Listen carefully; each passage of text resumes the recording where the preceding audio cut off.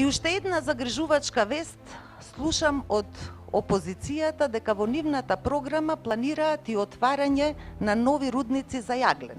Нешто со што ние како дом апсолутно не се согласуваме и не само ние, туку модерниот свет одамна веќе зборува за транзиција од фосилни горива кон обновливи извори на енергија. Не треба да се враќаме кон старите пракси кои што се загадувачи, штетни и за животната средина и за нашето здравје, туку треба да одиме напред, да ги следиме модерните современи технологии, а тоа е можно и во Европа, можно и во Македонија. Веќе не е тоа недостижна технологија која изгледа како научно-фантастичен филм.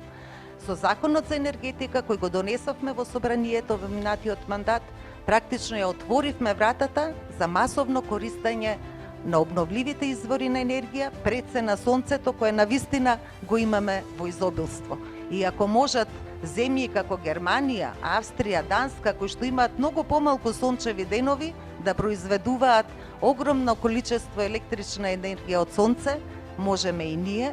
Предусловите се створени и она на што ќе инсистираме во следниот период е да се стимулира и субвенционира и користењето на фотоволтаици од страна на самите граѓани, од страна на домаќинствата, не тоа да биде можност само за бизнисите.